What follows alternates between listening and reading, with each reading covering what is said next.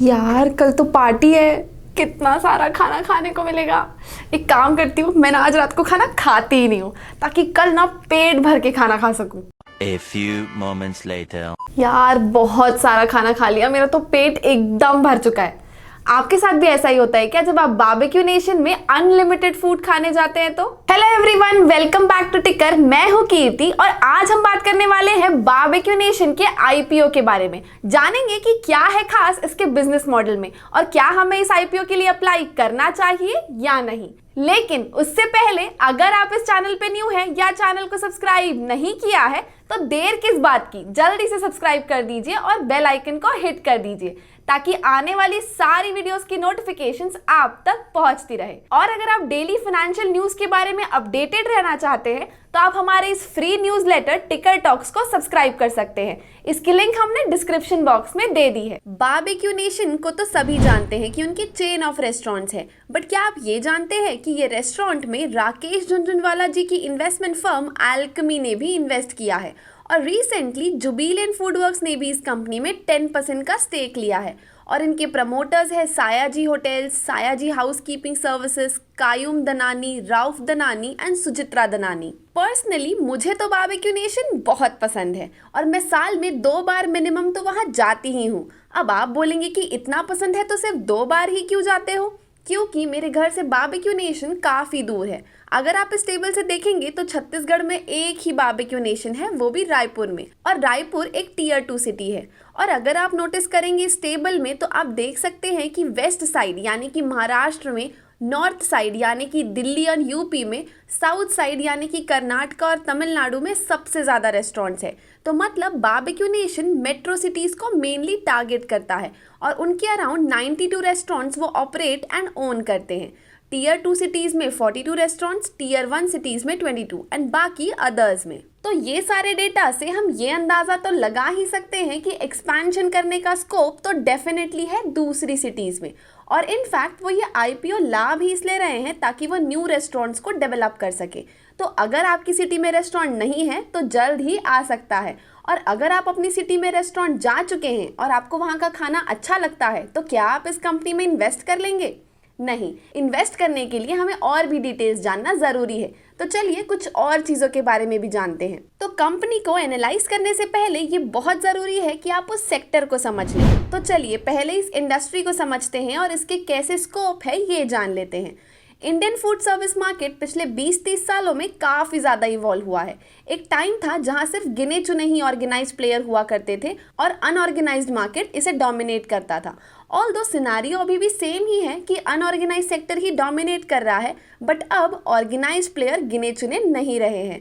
अब बहुत से रेस्टोरेंट्स QSRs आ गए हैं जैसे कि Domino's, McDonald's, burger king, Moti Mahal, Haldiram's. But food service market में काफ़ी सारे सेगमेंट्स हैं। आप इस टेबल से देख सकते हैं कि एक सेगमेंट में कुछ नेशनल ब्रांड्स होते हैं, कुछ रीजनल और कुछ इंटरनेशनल। तो अगर हम बारबेक्यू नेशन की बात करें तो वो कैजुअल डाइनिंग रेस्टोरेंट्स की कैटेगरी में फॉल करता है और उनके कॉम्पिटिटर्स है रीजनल में भी और इंटरनेशनल में भी। कहीं ना कहीं हर कैटेगरी कुछ ना कुछ प्रॉब्लम फेस करती ही है, बट हम स्पेसिफिकली अगर कैजुअल डाइनिंग सेगमेंट की बात करें तो उनके मेजर चैलेंजेस है कि वो डेफिनेटली कंपटीशन फेस करते हैं domestic as well as international players से, और इसके साथ ही उन्हें हर एक लोकेशन में सेम कंसिस्टेंसी मैनेज करनी पड़ती है। बट वहीं कुछ अच्छी अपॉर्चुनिटीज़ भी है जैसे कि अपर एंड मिडिल क्लास बढ़ रहे हैं मेट्रो सिटीज़ में, और इसके साथ ही आजकल हम हर थोड़े टाइम में कहीं ना कहीं बाहर जाना प्रेफर करते ही हैं। पर इसके साथ ही ऑनलाइन फूड डिलीवरी मार्केट भी बढ़ रहा है, तो इससे इन सेक्टर्स पे ग्रोथ तो डेफिनेटली है। अगर हम स्पेसिफिकली कैजुअल डाइनिंग रेस्टोरेंट्स की बात करें तो CDR segment second largest share है चेन फूड सर्विस मार्केट में QSR के बाद। इस टेबल से आप देख सकते हैं कि फूड सर्विस सेगमेंट कितने से ग्रो करेगा और वहीं उनका मार्केट शेयर कितना है। अब हमने ये तो जान लिया कि सेक्टर में ग्रोथ तो ज़रूर है और कैजुअल डाइनिंग सेगमेंट में भी। तो अब चलिए देखते हैं कि कंपनी में ग्रोथ है या नहीं। CDR segment mainly competition based होता है कि वो क्या प्राइस रेंज ऑफर कर रहे हैं, खाना क्या है, क्या क्यूजीन है, क्वालिटी ऑफ फूड क्या है, कस्टमर सर्विस, ब्रांड और लोकेशंस क्या है। वैसे तो बारबेक्यू नेशन ने अपनी ग्रोथ बढ़ाने के लिए UBQ स्टार्ट किया जो कि ऑनलाइन डिलीवरी के लिए है, और वो अभी 71 सिटीज़ में केटर कर रहे हैं अपने एग्जिस्टिंग बारबेक्यू नेशन के किचन से ही। बस नाम उन्होंने यूबीक्यू दिया है। इसके साथ ही उन्होंने अपने आप को डाइवर्सिफाई करने के लिए रेड एप्पल को भी एक्वायर किया, जो कि इटालियन रेस्टोरेंट है और वो टोस्कानो के नाम से ऑपरेट करते हैं, और एक रेस्टोरेंट ला टेरेस के नाम से और एक कॉलेज के नाम से, और अभी रिसेंटली 10 रेस्टोरेंट्स ऑपरेट कर रहे हैं। और बारबेक्यू नेशन सिर्फ इंडिया में ही नहीं है, उनके 6 इंटरनेशनल रेस्टोरेंट्स भी है। अब मेनली कोई भी रेस्टोरेंट कितना अर्न कर सकता है वो पता चलता है उनकी प्राइस रेंज से। तो अगर हम बारबेक्यू का देखें तो वो एक फिक्स्ड कॉस्ट पे ऑपरेट करते हैं, यानी अगर आप बारबेक्यू नेशन विजिट करते हैं तो आप अनलिमिटेड फूड खा सकते हैं एक सर्टेन प्राइस पे, जो जनरली 350 रुपीज़ से 1400 रुपीज़ पर कस्टमर चार्ज करते हैं। बट ये प्राइस भी वैरी करता है, यानी कुछ सिटीज़ में ज़्यादा रहता है और कुछ सिटीज़ में कम, वीकडेज में कम रहता है और वीकेंड्स में ज़्यादा, वेजिटेरियंस एंड नॉन वेजिटेरियंस में भी डिफरेंस रहता है, इवन लंच एंड डिनर के प्राइसेस में भी डिफरेंसेस होते हैं। अब बारबेक्यू में ट्रैफिक जनरली लंच और डिनर के टाइम पे ही ज़्यादा रहता है, बट कई बार ऐसा भी होता है कि अगर हम स्टैंडर्ड टाइमिंग से पहले ही वहाँ एंटर करें तो हमें कई बार कुछ डिस्काउंट्स भी मिल जाते हैं, और ये डिस्काउंट्स वो इसलिए भी देते हैं ताकि उस स्टैंडर्ड टाइम पे भी उनका प्लेस का प्रॉपर यूटिलाइजेशन हो सके। तो जब हम ऐसे रेस्टोरेंट कंपनीज को एनालाइज करते हैं तो ये देखना बहुत ज़रूरी होता है कि उनका एवरेज पर कवर कितना है।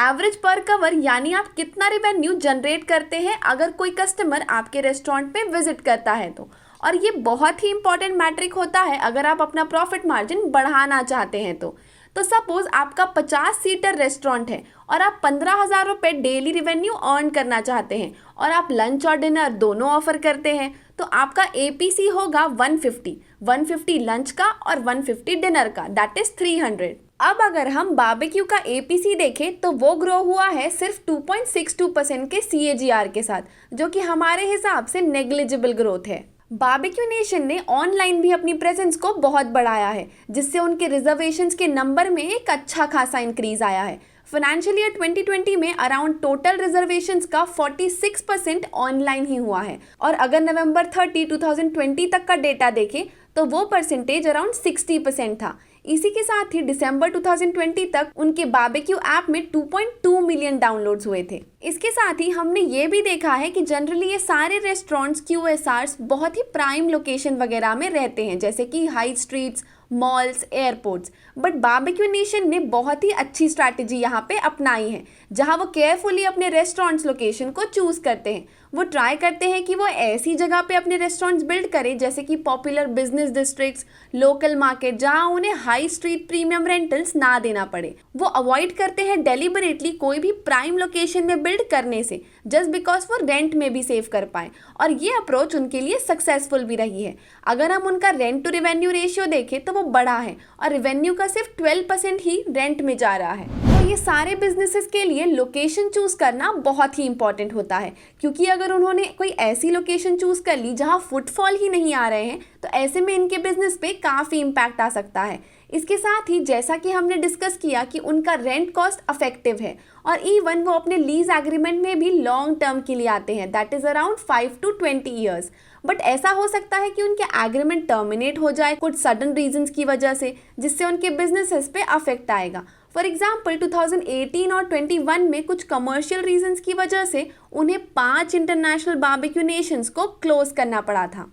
बट इनका जो मेजर रिस्क है कि कंपनी के अगेंस्ट कुछ केसेस चल रहे हैं, जैसे कि इनकम टैक्स रेड और इवन सेबी प्रोसीडिंग्स कुछ नॉन कंप्लायंस की वजह से, और ये सीवियर केसेस हैं जिससे कंपनी को मेजर इम्पैक्ट आने के चांसेस हैं। इसके साथ ही उनका 589 मिलियन का कॉन्टिजेंट लायबिलिटी है, जो कि वो बैलेंस शीट में मेंशन नहीं करते हैं, बट ये अमाउंट उन्हें पे करना पड़ सकता है या नहीं भी हो सकता। बट अगर पे करना पड़ गया तो उनके बिजनेस ऑपरेशंस में काफ़ी इम्पैक्ट आएगा। इसके अलावा फूड बिजनेस एक ऐसा बिजनेस है जहां नेशनल, इंटरनेशनल और रीजनल प्लेयर्स से कंपटीशन फेस करना ही पड़ता है। इन रेस्टोरेंट्स को कॉन्स्टेंटली कुछ ना कुछ ऑफरिंग्स लानी ही होती है जिससे कस्टमर्स लॉयल रहें। इसके साथ ही प्राइसिंग भी एक बहुत बड़ा इंपॉर्टेंट फैक्टर है, क्योंकि अगर थोड़े भी प्राइसेस बढ़ जाते हैं तो स्विचिंग चांसेस बहुत ईजी है। तो बेसिकली एंट्री बैरियर काफ़ी लो है। हमने क्वालिटेटिव चीज़ें तो डिस्कस कर ली, तो चलिए अब ये भी देख लेते हैं कि उनके फाइनेंशियल्स कैसे हैं। तो फर्स्ट ऑफ ऑल अगर हम रिवेन्यू देखें तो 2018 से 2020 में 20% का CAGR ग्रोथ आया है, ऑल्दो उनका रेवेन्यू और earning before interest and tax positive है, बट उनके प्रॉफिट्स नेगेटिव है। और फाइनेंशियल ईयर 2020 के कंपैरिजन में नवंबर 2020 तक ही लॉस ट्रिपल हो चुका है ड्यू टू कोविड।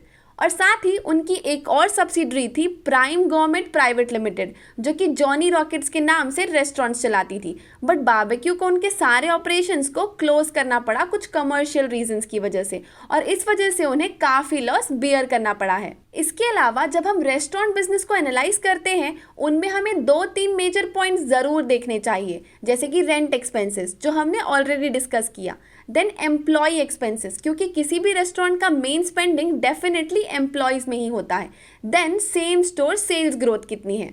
तो पहले अगर हम एम्प्लॉय एक्सपेंसेस देखें तो अराउंड 17% का CAGR ग्रोथ है 2018 से 20 में, और टोटल रेवेन्यू का 22 to 23% सिर्फ एम्प्लॉय एक्सपेंसेस में जाता है। इवन बारबेक्यू का डेट भी है, जिसकी वजह से मोस्ट ऑफ द रेवेन्यू का पार्ट फाइनेंस कॉस्ट में जाता है। फाइनेंशियल ईयर 2020 में टोटल रेवेन्यू का 8 to 9% ही फाइनेंस कॉस्ट था, बट नवंबर 2020 तक ये परसेंटेज अराउंड 24.99% तक पहुंच गया, जो कि अच्छा साइन बिल्कुल भी नहीं है। और उनका IPO लाने का एक और मेजर रीज़न ये भी है कि उन्हें अपना डेट प्रीपे करना है। अब अगर बात करें सेम सेल स्टोर ग्रोथ की, सेम सेल स्टोर ग्रोथ का मतलब ये होता है कि कंपनी को अपने एग्जिस्टिंग स्टोर से कितने का रेवेन्यू जनरेट हो रहा है। फॉर एग्जाम्पल, आज कंपनी के पास 100 स्टोर्स हैं और नेक्स्ट ईयर तक 20 और बढ़ जाएंगे, यानी कि टोटल हो गए 120 स्टोर्स। तो अगर उनका रेवेन्यू पहले 100 स्टोर्स से 1 लाख रुपए आता था और अब 2 लाख आने लगा, इसका ये मतलब है कि वो 20 स्टोर्स जो ऐड हुए हैं उससे उनकी रेवेन्यू बढ़ी है। बट हमें यहाँ न्यू स्टोर्स का रेवेन्यू नहीं देखना है, हमें ये देखना है कि वेदर जो एग्जिस्टिंग 100 स्टोर्स थे उसमें क्या ग्रोथ हुई है, क्या उसका रेवेन्यू 1 लाख से 1.2 लाख हुआ है या नहीं। तो अगर हम बारबेक्यू नेशन का देखें तो उनका SSG 2018 में 7.2% था, बट फाइनेंशियल ईयर 2019 में 5.6% हुआ। SSG एक साल में 5% बढ़ा है, बट 2018 के कंपैरेटिवली नहीं बढ़ा है। वहीं फाइनेंशियल ईयर 2020 में ये नेगेटिव है। इसके अलावा बारबेक्यू नेशन का नेट वर्किंग कैपिटल भी पिछले 3 सालों का नेगेटिव है, जो कि अगेन अच्छा साइन नहीं है। इसका ये मतलब है कंपनी को अपनी डे टू डे रिक्वायरमेंट के लिए स्ट्रगल करना पड़ रहा है, जिसकी वजह से मे बी वो बोरोइंग्स पर डिपेंडेंट रहती है। इनके इंडस्ट्री पीयर है जुबिलियंट फूडवर्क्स, बट देखा जाए तो जुबिलियंट फूडवर्क्स इनके डायरेक्ट पीयर नहीं है। और क्योंकि बारबेक्यू नेशन का EPS नेगेटिव है, तो हम यहाँ पे PE पे कमेंट नहीं करेंगे। इनका ROA भी नेगेटिव है। अगर हम अभी का एस्टिमेट लगाएं तो चेन CDR सेगमेंट में अराउंड 4700 to 5200 आउटलेट्स प्रेजेंट है इंडिया में एज इन फाइनेंशियल ईयर 2020। कुछ एग्जिस्टिंग प्लेयर है जैसे कि Moti Mahal, Barbeque Nation, टोस्कानो, pizza हट एक्सेट्रा, बट इसके साथ ही न्यू फॉर्मेट रेस्टोरेंट्स जैसे कि चिल्ली, फार्जी कैफे भी पार्ट बनते जा रहे हैं। तो इन रेस्टोरेंट्स के बीच में सिर्फ थिन लाइन है और बहुत से प्लेयर्स QSR और FDR सेगमेंट से CDR सेगमेंट में आने का ट्राई कर रहे हैं। तो अभी भी और आगे भी जाके इस सेगमेंट में कंपटीशन काफ़ी इंटेंस है। और ऊपर से क्योंकि ये फिक्स्ड प्राइस पॉलिसी में वर्क करते हैं, तो इनके पास प्राइसिंग फ्लेक्सिबिलिटी एक एक्सटेंड तक ही रहती है। साथ ही अगर ये Tier 2 सिटी में एक्सपैंड करते हैं तो वो ज़्यादा प्राइसिंग एडवांटेज नहीं ले सकते, और इनके कैपेक्स की रिक्वायरमेंट भी बहुत ज़्यादा रहती है। और हमने इनका पास्ट ट्रेंड भी देखा है कि वो डेट लेके अपने आप को एक्सपैंड कर रहे हैं, और इवन IPO लाने का भी यही रीज़न है। बट स्टिल उनके कुछ स्टोर्स अभी भी इतना रेवेन्यू जनरेट नहीं कर पा रहे हैं। तो ऐसे में कंपनी के बैलेंस शीट पे इम्पैक्ट तो आना ही है। और जैसा कि हमने देखा कि बारबेक्यू में कुछ मेजर रिस्क्स है और साथ ही फाइनेंशियल्स भी वीक है, और क्योंकि वैल्यूएशन के लिए सफिशिएंट डेटा अवेलेबल नहीं था और ना ही GMP है, तो लिस्टिंग गेन भी थोड़ा डाइसी है। चलिए जल्दी से IPO की बेसिक डिटेल्स भी देख लेते हैं। तो हमने ये तो जान लिया कि वो IPO ला रहे हैं न्यू रेस्टोरेंट्स को सेटअप करने के लिए और साथ ही अपने डेट को रीपे करने के लिए। न्यू रेस्टोरेंट्स में इनका टारगेट है कि इन्हें फाइनेंशियल ईयर 2022 तक 20 रेस्टोरेंट्स और 2023 तक 6 और, यानी टोटल 26 रेस्टोरेंट्स और बिल्ड करने हैं। और उन्हें एक रेस्टोरेंट स्टार्ट करने के लिए अराउंड 2 करोड़ तक का एक्सपेंस लग जाता है, जैसा कि आप इस टेबल से देख सकते हैं। इस IPO में offer for sale and fresh issue दोनों ही हैं। वैसे तो इनके बहुत से शेयर होल्डर्स हैं, जैसा कि आप इस टेबल से देख पा रहे हैं, बट इनमें से ये शेयर होल्डर्स ही अपने स्टेक्स को सेल ऑफ कर रहे हैं। IPO का डेट है 24 मार्च से 26 मार्च। IPO का प्राइस बैंड है 498 रुपीज़ से 500 रुपीज़ तक, और IPO की लिस्टिंग डेट है 7 अप्रैल। आई होप आपको आज का हमारा ये IPO एनालिसिस अच्छा लगा होगा। अगर हाँ तो इस वीडियो को लाइक ज़रूर कीजिएगा और हाँ हमें कमेंट सेक्शन में ज़रूर बताइएगा कि क्या आप इस IPO में अप्लाई करने वाले हैं या नहीं। Thank you.